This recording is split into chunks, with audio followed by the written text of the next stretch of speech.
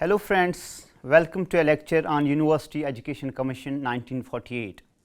The main objectives of our today's lecture are to explain the background of University Education Commission 1948, to know the terms of reference of the University Education Commission, to understand the aims and objectives of University Education Commission, to know the recommendations of the Commission for higher education, to explain the recommendations regarding teaching standards of teachers and professional education, to evaluate the recommendations of the Commission, and finally, to know about the merits and demerits of University Education Commission.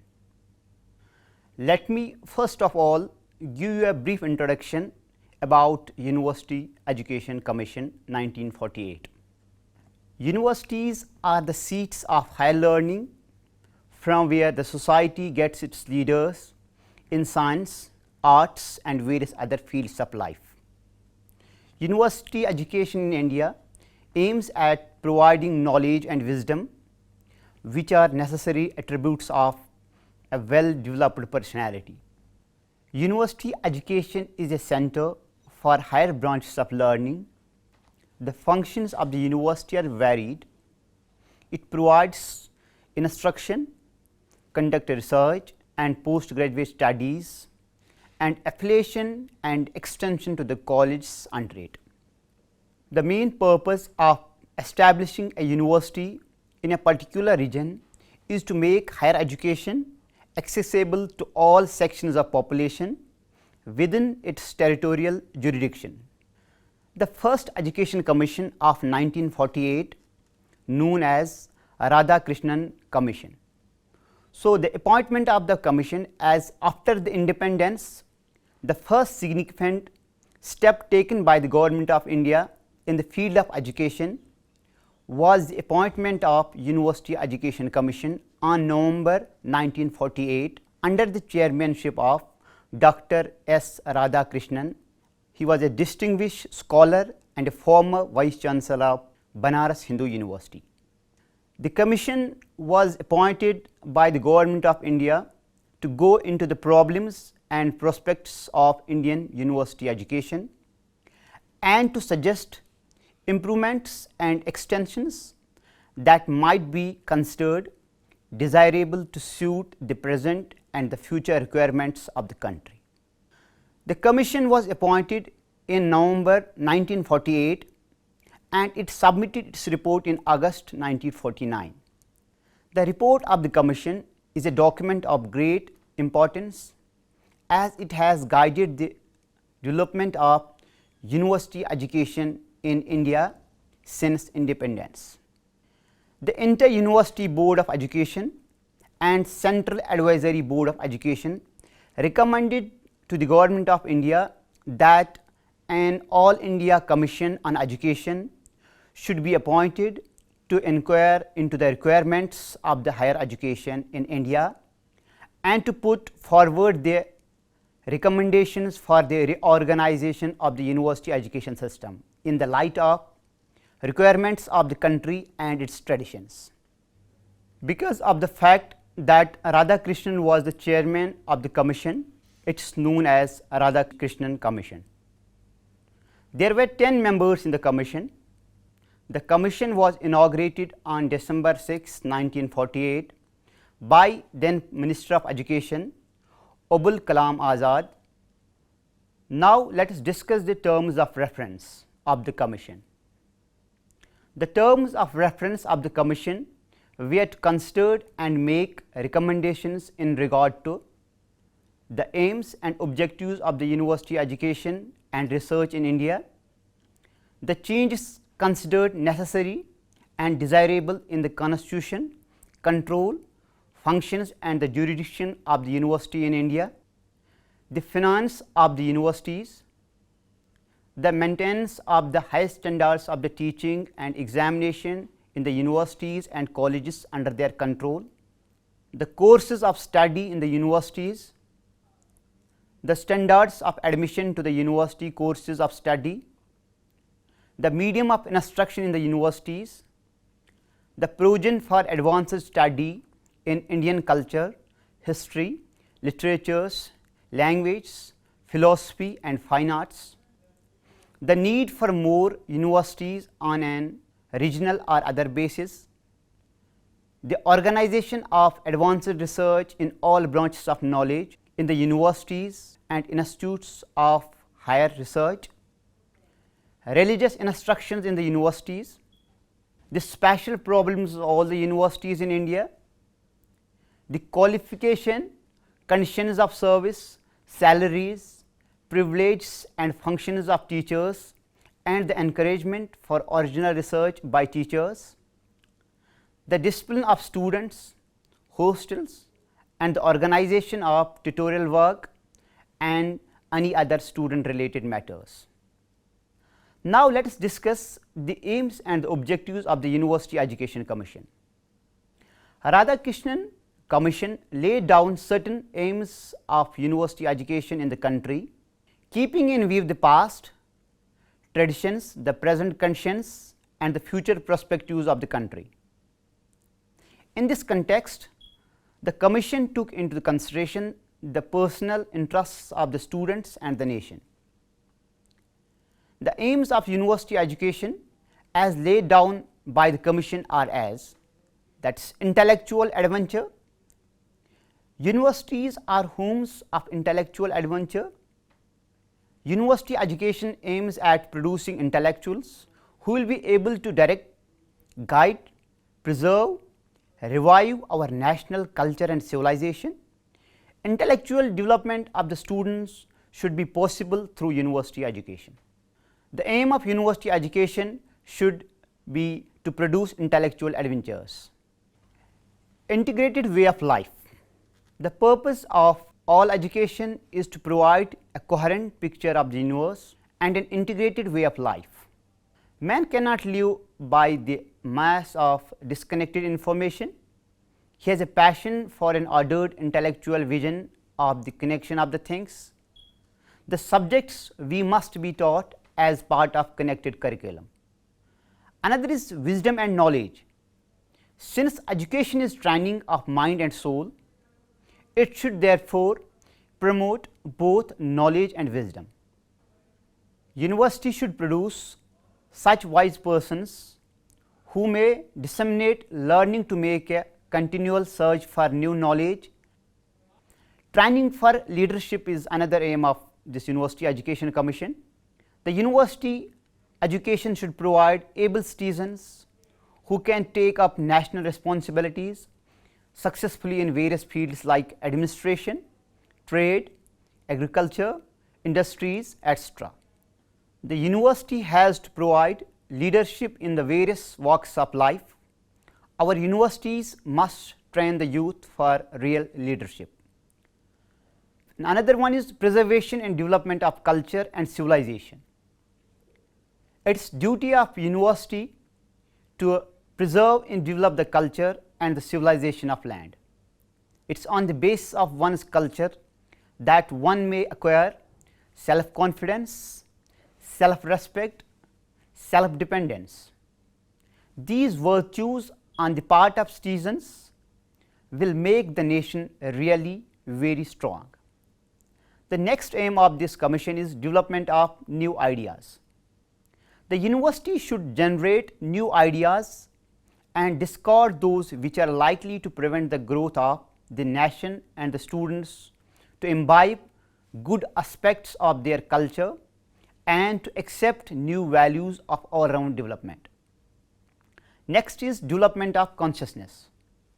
It is the aim of education to create the consciousness in the students for protecting the directive principles as to be laid down in the Constitution.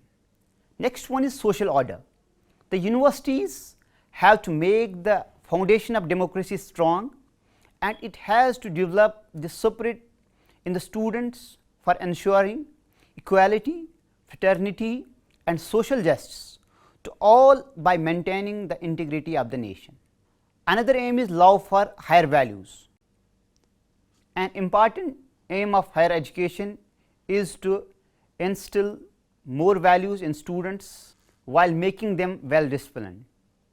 It has to teach students the lessons of morality, good behavior and ideal citizenship. The next one is discoveries and inventions. The university has to make new discoveries and inventions, and it has to develop new original ideas in order to make the society strong. Dear students, let us discuss the various recommendations regarding teachers and the standards of teaching as per the University Education Commission. So, standards of teaching. The admission to the university courses should correspond to that of the intermediate examination, that is after the completion of 12 years of the study at a school or at an intermediate college. In each province, a large number of well equipped and well staffed colleges should be established. In order to divert students to different vocations after 10 to 12 years of schooling, a large number of occupational institutions should be opened. Refresher courses should be organized by the universities for high schools and intermediate college teachers. There should be no prescribed textbook for any course of study. University laboratories and libraries should be greatly improved. The working days at university should not be less than 180 days. Another is for teachers. The Commission feels that no education could succeed without properly equipped and efficient teachers.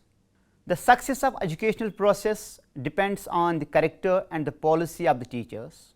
The primary responsibility of a teacher is to develop the interest of the people in the field of study for which he is responsible. He should stimulate the spirit of inquiry and criticism, so that his people may acquire the habit of exercising independent and unbiased judgment. The Commission felt that the conditions of the teachers were far from satisfactory. The salaries of the teachers are low. The conditions of their services are not attractive. The Commission realized that higher education cannot meet the requirements unless the status and the position of the teachers are improved. In this regard, the Commission made the following recommendations, that is, teachers should have better facilities of Provident Fund, universities should provide residential accommodation on rent to the teachers, the age of retirement of teachers should ordinarily be 60 years. Commission recommended improved grades keeping in view the price index. Besides casual leaves, there should be provision for study leave and security of services should be granted to teachers. Some of the recommendations regarding professional education are, that is, number 1, agriculture education. Agriculture education should be recognized as a major national issue. The study of agriculture in primary, secondary and higher education should be given highest priority in national economic planning. The existing agriculture laboratory should be supported and expanded to the fullest extent. An Institute of Agriculture Policy should be established to study the long-term agriculture policies of India. Another is education of commerce. The students should be given opportunity to undergo practical training with 3 or 4 different kinds of firms. Practical training should be given place in the education of commerce. When the students have achieved graduation, some of them should be advised to become specialized in a particular profession like accountancy, etc., receiving the practical training. Another is medical education. Maximum number of admission to a medical college within a year should be 100. Special training should be given to students for treating patients. Institutions for post graduation in medical education should be well equipped with tools, machines and experienced teachers. Facilities for research should be provided. Another aspect they dealt with, that's engineering and technological education. Institutions imparting education in engineering and technology should be nationalized. More colleges of engineering and technology should be opened. The curriculum of engineering and technology should be diversified according to the needs of the country. These institutions should be free to manage their own affairs. Next one is legal or law education. The legal education should be thoroughly recognized. Since there is lack of uniformity in the set of legal education, the law colleges should be recognized. For admission to law, there should be a 3-year degree course in legal and general subject as a requisite opportunity for research should be available in every law faculty. Now, let us talk about the other recommendations of the University Education Commission. That's one is postgraduate teaching and research. The Commission felt that the country was lagging behind in research facilities and it looked to foreign countries for guidance. The Commission suggested that there should be uniformity in the regulations for MA, MSc admissions to those courses should be on all India basis at every university. The training for PhD degree should extend over a period of at least 2 years and students should not become a narrow specialists on the subject. Religious education.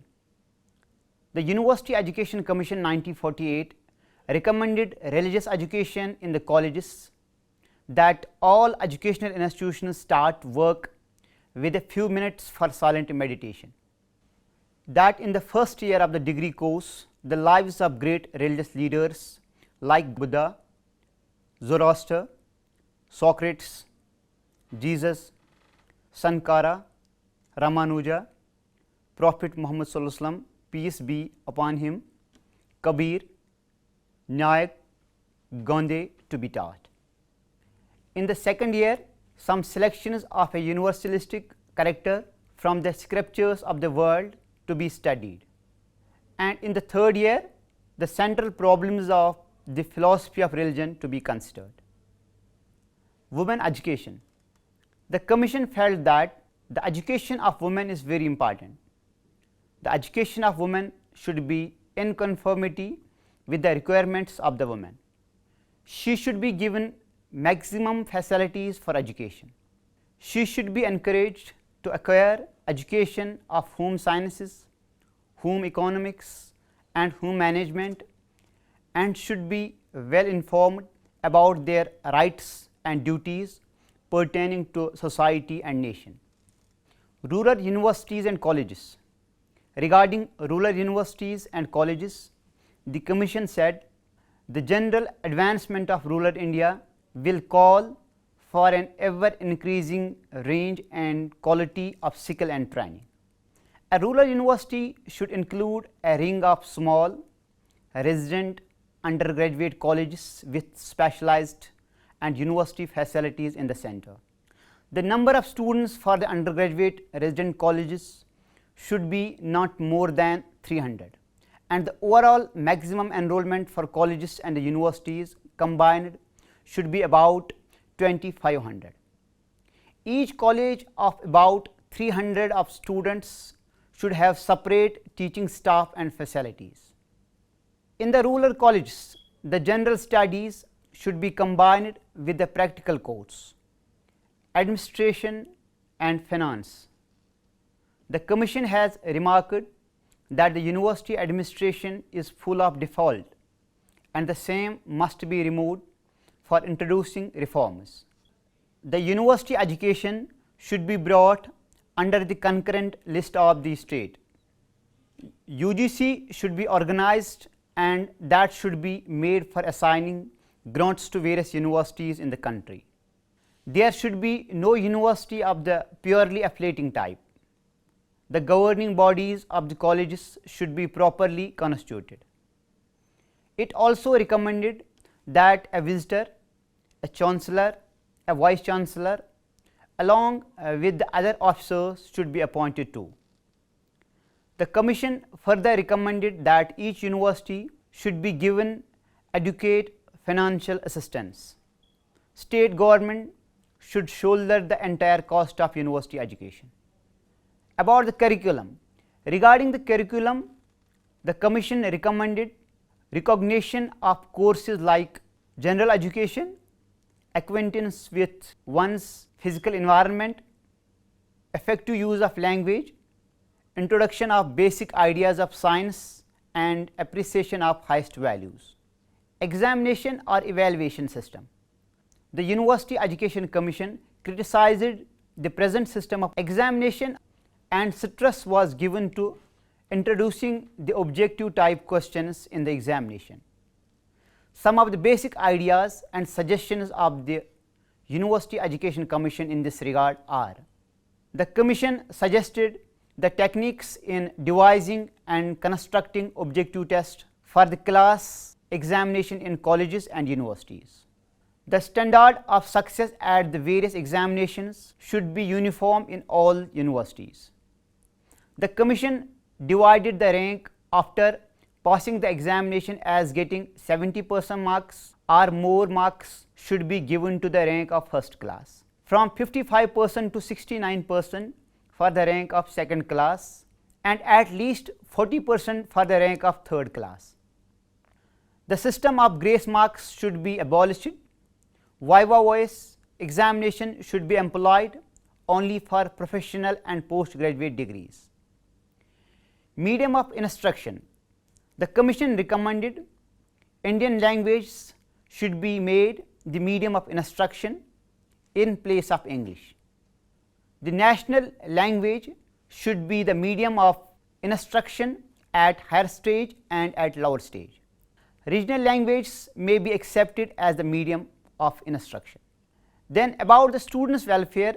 Regarding students' welfare, the Commission recommended admissions and scholarship on merit, free medical examination, provision for hospitals and dispensaries in the universities, compulsory physical education, Dean of Students' Welfare, and Advisory Board of Students' Welfare. Dear learners, let us discuss the merits and demerits of Commission. Merits of the Commission. The Commission suggested to place university education in the concurrent list. The Commission laid stress on the formation of University Grants Commission. The Commission suggested to have full control over the universities and affiliated colleges. 3 years degree courses and compulsory general education have incorporated. The Commission focused on the reform in the teaching standards. Much care has been taken to reform in the pay scale and service conditions of teachers. Various welfare programs for students were devised. Proper direction has been given to vocational and technical education. Creative suggestions to university examination system were incorporated. So now let us see some of the demerits of the Commission. It has widespread aims of higher education that seem impossible to attain. Another demerit of University Education Commission was religious education, that proved to be a vague one. There was no clear-cut suggestion for the medium of education. The Commission suggested discriminatory pay scale for teachers, impracticable suggestions for rural universities. The women education in practice received less attention. Dear students, to conclude, we may say the Commission gave important suggestions for the improvement of university education in the country after studying very deeply the problems and inadequacies of the existing universities. The Commission defined the objectives of University Education Commission for the first time. It tried to spell out the objectives of the university education in such a manner that the students after graduation may not feel helpless in performing duties of life. For improving standards of teaching, the Commission recommended admission on merit basis, and for improving the position and the status of teachers, it recommended higher salary and security of services, etc. The Commission advocated increased facilities for the study of professional courses. Regarding medium of instruction, Commission suggested that the medium of instruction at higher stage should be national language and regional language, and at lower stage. On the other side, the Commission gave suggestions of far-reaching reforms of university education in the country. But on the other hand, it ignored the few aspects which needed attention. The Commission did not choose to study deeply the problems of medium of instruction. The problems of religious education had not been given that attention which it merited because of its great importance in a religious country like India. The Commission had not given much attention to the problems of women education, and the importance of education in fine arts had also been ignored by the Commission. This was all about the today's lecture. Hope you have enjoyed and understood. Thank you for watching.